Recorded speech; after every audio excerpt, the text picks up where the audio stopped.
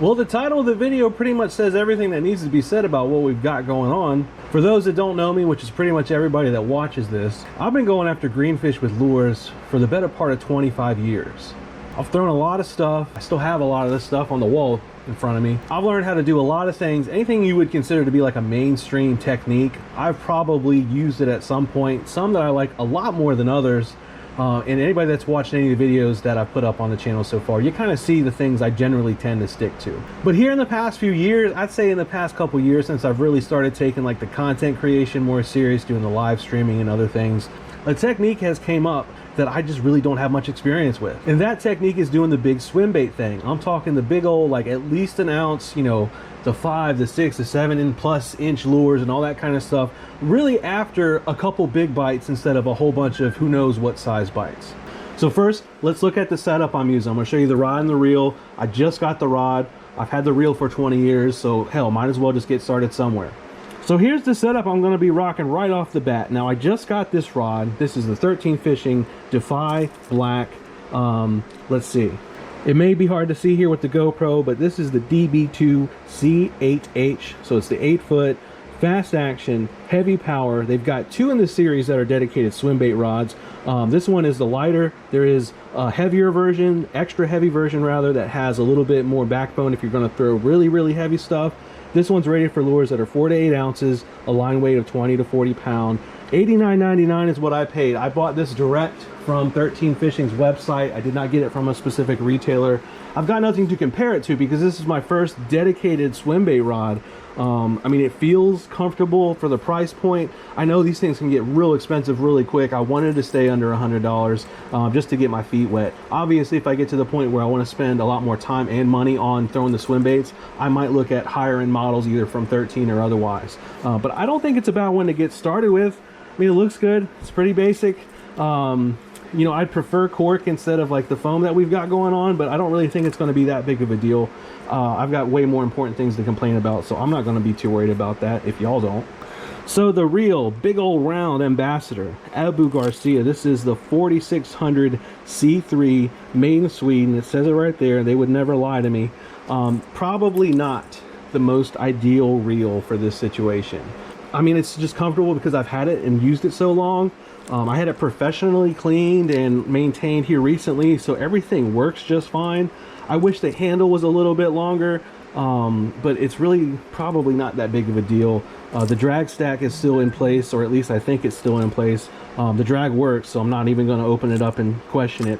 But this is going to be the setup I'm going to start using. Line wise, I'm running some Trilene Big Game Mono, 20-pound test in clear. It's on here.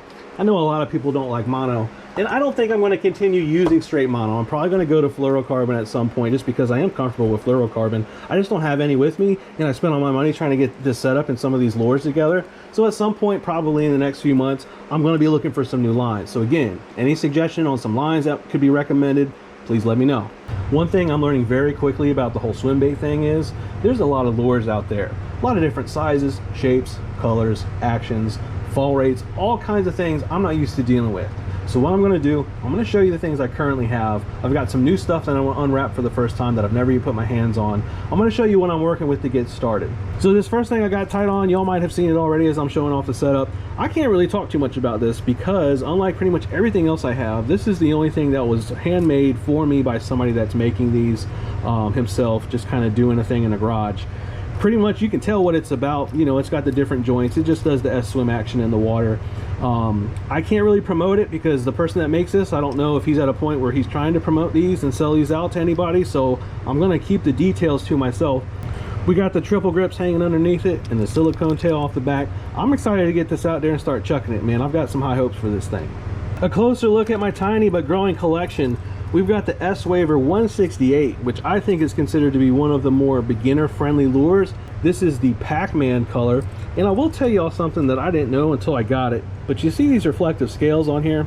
I thought those were integrated into the finish, but I'm finding out that they're pretty much just stickers. Now, some of them have a clear coat on them to where they're covered, but a lot of the ones that are closer toward the middle section of the bait, they don't have anything on them, so they kind of just tend to fall off or otherwise peel off at inconvenient times. I didn't know that. If I did know that before I even ordered it, I probably would have not gotten this colorway. So just a heads up, if you order the Pac-Man, you're probably going to deal with some scales coming off, like right here in the back. You can kind of see them. I don't know if the camera picks them up. The only modification I've done to this is change the hooks out. This is one of the stock ones. I put some 1/0 triple grips on here.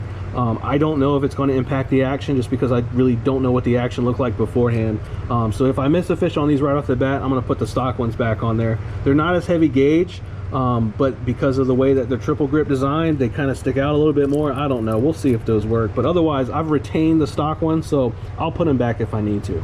Next here in the box, old Huddleston weedless 68.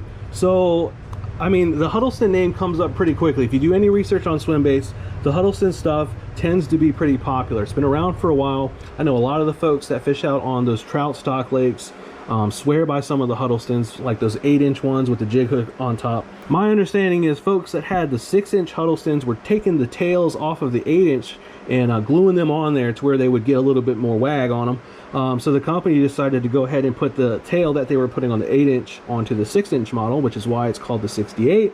So the hook's up here at the top, it's hidden away, that's why it's weedless. Tie on the front, not a whole lot going on. I've used this a little bit, but the gear that I was using it with wasn't really set up to handle something like this, so it was not very comfortable. I don't have much time on the water with it as a result. Now, I don't know if I would consider this a swim bait just because this isn't that big, it's not that heavy. I could throw this on my jig setup and probably be just fine. But we've got a Spro BBZ1 shad. This is the fast sink yellow perch. You know, a segmented swim bait here with the one hook. I changed this hook out from the stock for another triple grip. But yeah, I don't even know if I would count this. It's just kind of small compared to some of the things I'm going to be throwing. But I do like it. There's some places I go to that have a bunch of perch in them, so I think it's going to get a lot of use. And they're highly rated, so I figured, what the hell? So I grabbed one. Here it is. We'll see what it does. But see, that's all old news stuff because I've had that for a while. Today, in the mail, I got a box with some new stuff in it. Let's check it out. Yeah. Somewhat of an aside, as you can tell, this is ordered from Tackle Warehouse. Now, when you have an order that's over $50, and this one was over $50, you have the option at checkout to click a little button that gives you a free sticker that they'll send along with you. Normally, and I say normally as in every other time I've done that, the sticker has been in the box because that's how it happens. But I've checked the package thoroughly since I've opened this box. I've got a return label. I've got packing paper. I've got the stuff I ordered, but there ain't no sticker in here. So anybody from Tackle Warehouse that watches this, where's my f***ing sticker? All right, so enough about stickers. I ordered 2 swim baits. Let's check them out. We'll look at this one first. Burrito baits and bull shad swim baits. Supposedly they were making these, the burrito folks were making these on short runs. The bull shad folks, which is the Mike Buka brand, partnered with them to help increase the production. And this is supposedly a newer model that came out of their burrito, the Baca burrito. Now this is the medium sinking version of the Baca burrito. There's also a fast sink, which is more or less the original, but supposedly they wanted to have one that made it to where it didn't sink as fast so you could work it higher in the water column. And that's why they came out with this version, 6-inch. This is the green pumpkin style, which is obviously like a green with some red flake in there and the red eyes. That looks neat. So let's pop it out the pack and see what we got. All right, so we got our hands on it. A little bit of stuff going on with the eye. That's not a big deal. But from my understanding, what makes these unique is that they use a type of silicone instead of whatever like normal swim baits are made out of, I guess, which is some type of plastisol. So with the silicone, it's a little bit more durable. In fact, it's probably a lot more durable, and you can stretch these. I'm kind of scared to do it because if it ends up breaking, I'm gonna cry. The Tactical Bassin guys have talked about these and done different reviews and have shown off some of the things. I would say it's probably fair enough to credit them for having pushed me to the point where I was going to look at getting one of these, and then obviously did. I'm excited to try it out. I have no expectations. I don't know what it looks like in the water yet. I got to get it out on the water to actually see what we're working with. So that's the Baca burrito green pumpkin medium sinking version, 6-inch right here. So here we go with the other thing I got in this neat packaging. This is the Antidote Glide from Bait Sanity. I've got the sardine color. This is the slow sinking version. That means that it's 2.6 ounces. It's 7.5 inches. It comes in this neat package little setup. Let's open her up and see what we're working with. Then there's a sticker at the top. This is pretty neat, this whole packaging thing. And then it comes out. Oh, that's neat. Oh, it's got assembly required. That's awesome.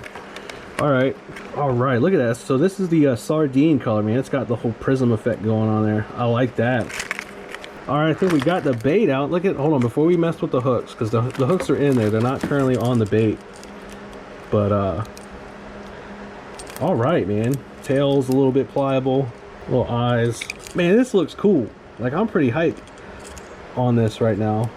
Probably most folks that aren't into this kind of thing don't really see why there's any reason to be excited. But this is neat, man. Holy crap.